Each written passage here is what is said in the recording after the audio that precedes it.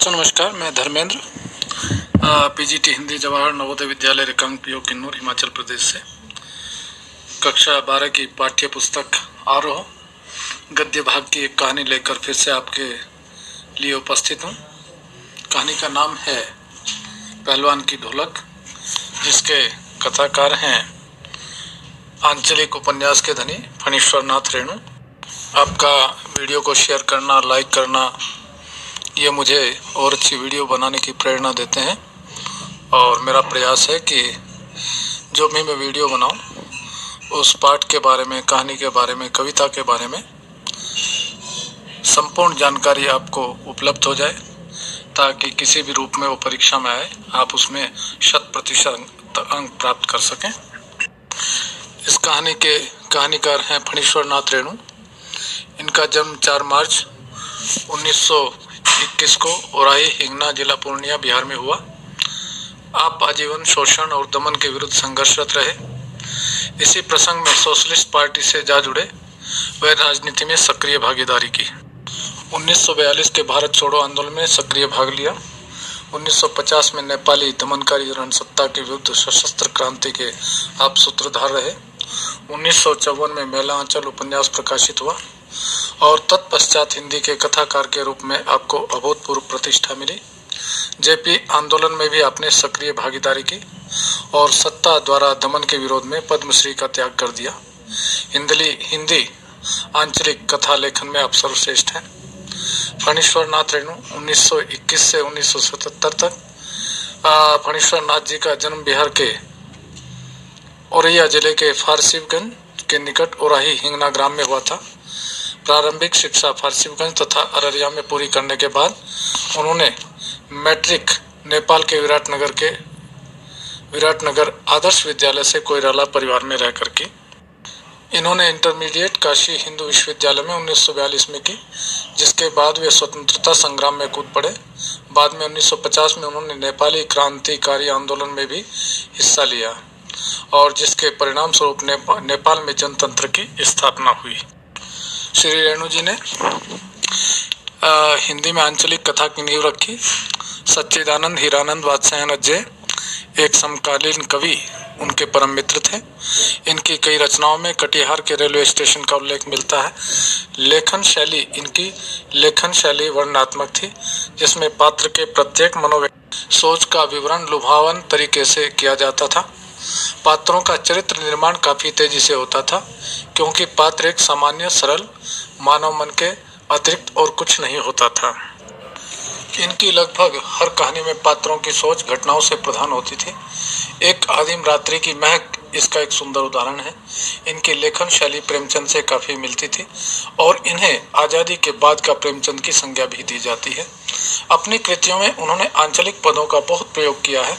अगर आप उनके क्षेत्र से हैं कोशी, तो ऐसे शब्द जो आप निहायत ही ठेठ या देहाती समझते हैं भी देखने को मिल सकते हैं, आपको इनकी रचनाओं में देखने को मिलेंगे। फणीश्वर नाथ रेणु ने 1936 के आसपास से कहानी लेखन की शुरुआत की। उस समय कुछ कहानियां प्रकाशित हुई थी, किंतु वे किशोर रेणु की अपरिपक्व कहानियां थी। 1942 के आंदोलन में गिरफ्तार होने के बाद जब वे 1940 में जेल से मुक्त हुए, तब घर लौटने पर उन्होंने बट बाबा नामक पहली परिपक्व कहानी लिखी। बट बाबा साप्ताहिक विश्वामित्र के 27 अगस्त 1944 के अंक में प्रकाशित हुई।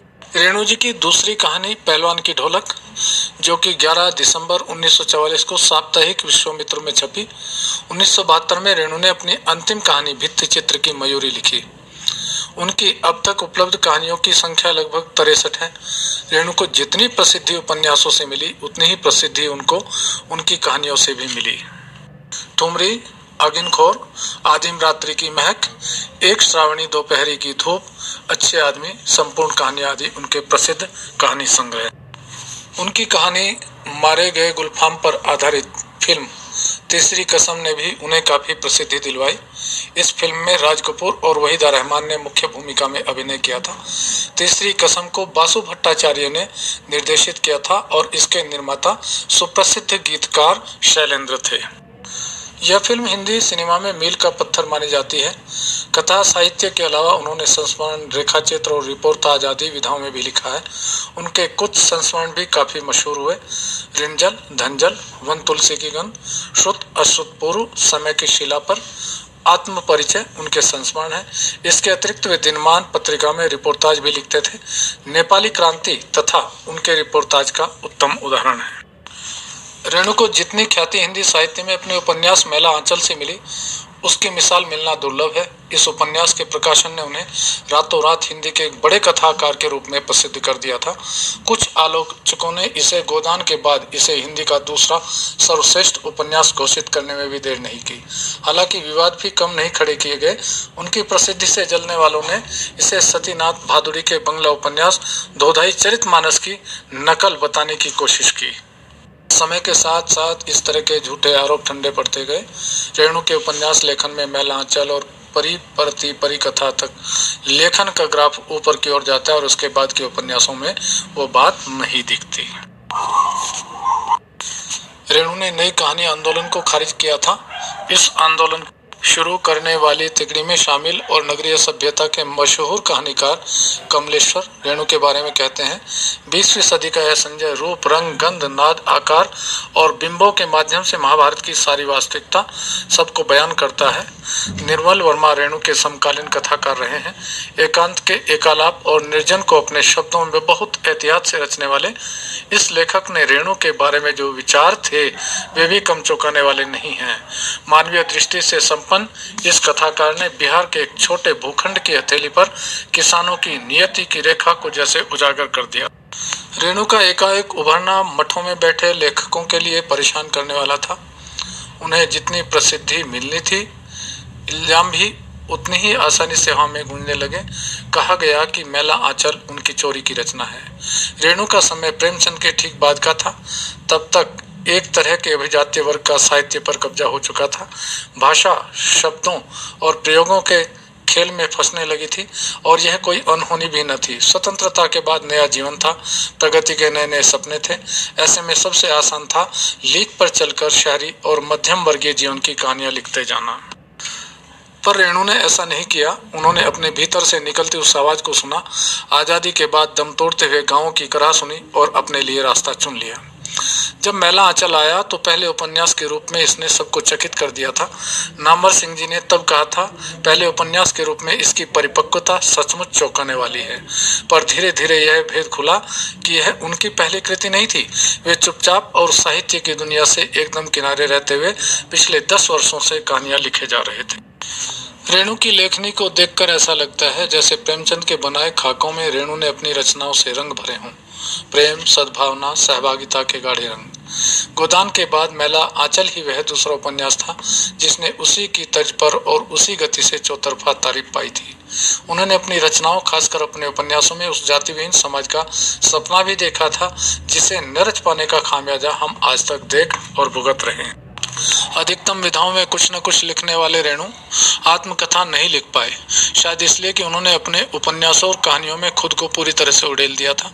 हालांकि इस बारे में उनके मन में एक दुविधा भी थी, और क्या खूब दुविधा थी। वह अपने बारे में जब भी कुछ कहना चाहते हैं, जीबीएस जज नाज शाह का चेहरा उनके सामने आ जाता है। आंखों में व्यंग और दाढ़ी में मुस्कुराहट लिए कलम रुक जाती है। उस तरह कोई लिख ही नहीं सकता कि संभव ही नहीं है वैसा लिखा जाना। वैसे यह दुविधा से भी ज्यादा सम्मान है किसी दूसरी भाषा के लेखक के लिए, उसके लिखे के लिए, जो रेणु के कद को और भी बड़ा कर देता है।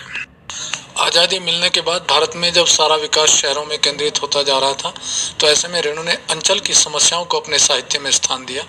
इनकी रचनाएं इस अवधारणा को भी पुष्ट करती हैं कि भाषा की सार्थकता बोली के साहचर्य में ही है। भाषा शैली रेणु की भाषा भी अंचल विशेष से प्रभावित है। इन्होंने आम बोलचाल की भाषा को अपनाया है, मिश्रित शब्दावली का प्रयोग किया है। गंभीर विषयों पर भाषा संस्कृतनिष्ठ हो जाती है। भाषा में चित्रात्मकता बहुत मिलती है। भाव प्रवाह के अनुसार वाक्य छोटे हो जाते हैं और विशेषणों का सुंदर प्रयोग है। पहलवान की ढोलक एक लुट्टन के विषय में है। लुट्टन का विवाह 9 वर्ष की आयु में हो गया था, लेखक इसे उसका सौभाग्य कहता है क्योंकि इस आयु में उसके माँ बाप गुजर चुके थे, उसकी देखभाल करने वाला कोई नहीं था, वह भी मौत के आगोश में समा जाता। विवाह होने के कारण उसकी विधवा सास ने ही इसको पाला पोसा। लुट्टन की सास को गांव के लोग तरह तरह की तकलीफें देते थे। वह उनसे बदला लेना चाहता था, इसलिए कसरत करके पहलवान बनने की इच्छा उसके मन में पैदा हुई और वह धारोष्ण दूध पीता था और कसरत करता था, गायों को चराता था और इस तरह से वो पहलवान बन गया। पहलवान की ढोलक कहानी व्यवस्था के बदलने के साथ साथ लोक कला और स्केल कलाकार के अप्रासंगिक हो जाने की कहानी है। राजा साहब की जगह नए राजकुमार का आकर जम जाना सिर्फ व्यक्तिगत सत्ता परिवर्तन नहीं, बल्कि जमीनी पुरानी व्यवस्था के पूरी तरह उलट जाने और उस पर सभ्यता के नाम पर एकदम नई व्यवस्था के आरोपित हो जाने का प्रतीक है। यह भारत पर इंडिया के छा जाने की समस्या है, जो लुट्टन पहलवान को लोक कलाकार के आसन से उठाकर पेट भरने के लिए हाय तौबा करने वाली निरीहता की भूमि पर लाकर पटक देती है। ऐसी स्थिति में गांव की गरीबी पहलवानी जैसे शौक को क्या पालती है। फिर भी पहलवान जीवट ढोल के बोल में अपने आप को न सिर्फ जिलाए रखता है, बल्कि भूख व महामारी से दम तोड़ रहे गांव को मौत से लड़ने की ताकत भी प्रदान करता है।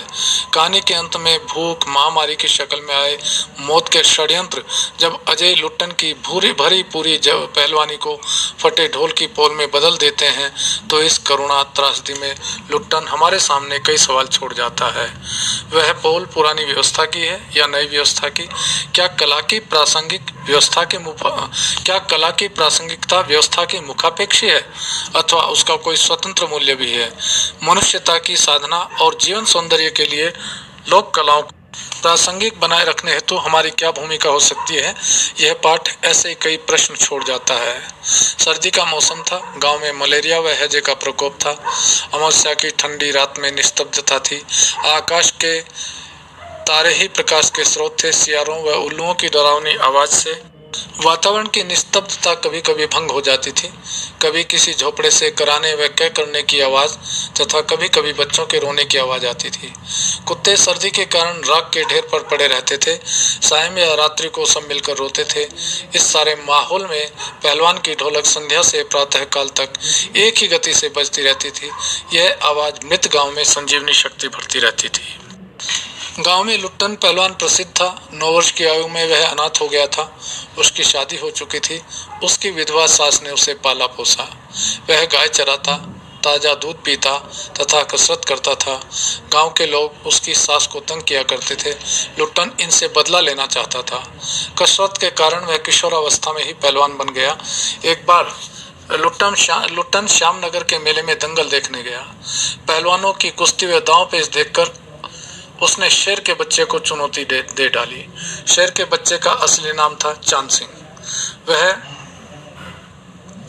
पहलवान बादल सिंह का शिष्य था। 3 दिन में उसने पंजाबी और पठान पहलवानों को हरा दिया था।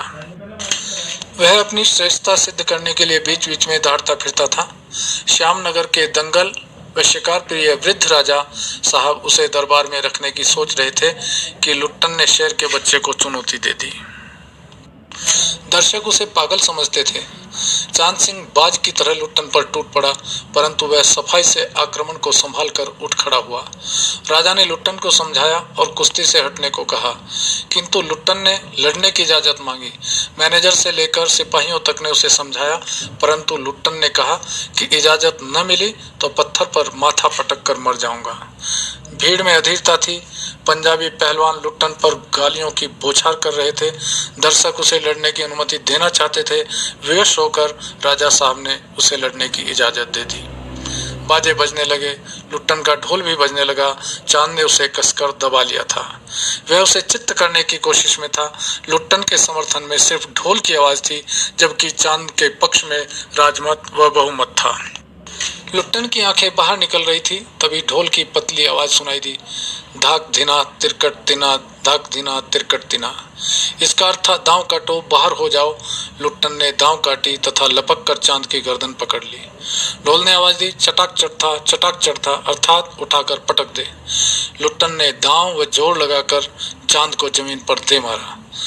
ढोलक ने धिना धिना धिक धिना कहा और लुट्टन ने चांद सिंह को चारों खाने चित्त कर दिया। ढोलक ने वाह बहादुर की ध्वनि की तथा जनता ने माँ दुर्गा की, महावीर जी की, राजा की जय जयकार की। लुट्टन ने सबसे पहले ढोल को प्रणाम किया और फिर दौड़कर राजा साहब को गोद में उठा लिया। राजा साहब ने उसे दरबार में रख लिया। पंजाबी पहलवानों के जमात चांद सिंह की आंखें पोंछ रही थी। राजा साहब ने लुट्टन को पुरस्कृत न करके अपने दरबार में सदा के लिए रख लिया। राज पंडित व मैनेजर ने लुट्टन का विरोध किया कि वह क्षत्रिय नहीं है। राजा साहब ने उसकी एक न सुनी। कुछ ही दिन में लुट्टन सिंह की कीर्ति दूर दूर तक फैल गई। उसने सभी नामी पहलवानों को हराया। उसने काले खां जैसे प्रसिद्ध पहलवान को भी हरा दिया। उसके बाद वह दरबार का दर्शनीय जीव बन गया।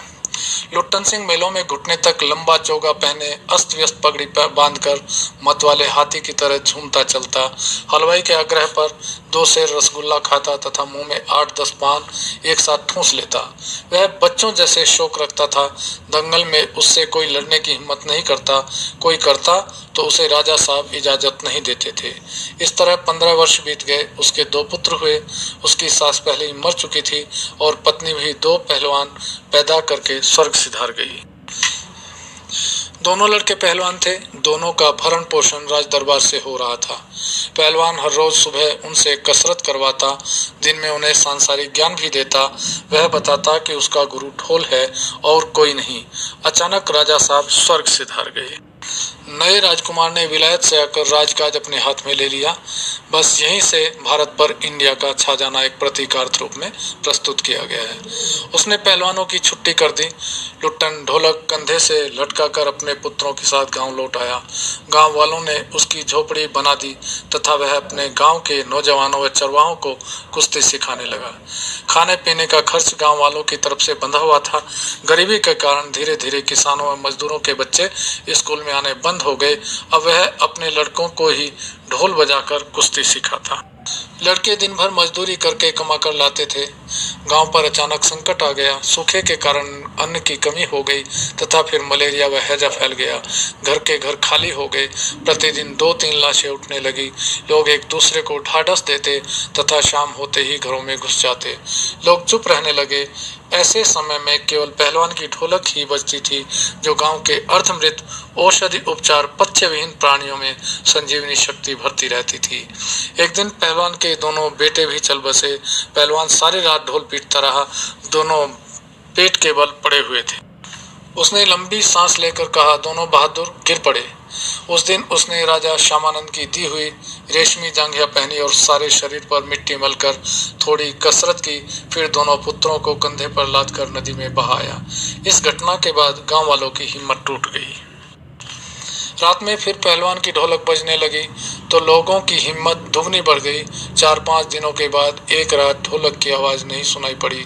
सुबह उसके शिष्यों ने देखा कि पहलवान की लाश चित्त पड़ी है। शिष्यों ने बताया कि उसके गुरु ने कहा था कि उसके शरीर को चिता पर पेट के बल लिटाया जाए, क्योंकि वह कभी चित्त नहीं हुआ, और चिता सुलगाने के समय ढोल जरूर बजा देना।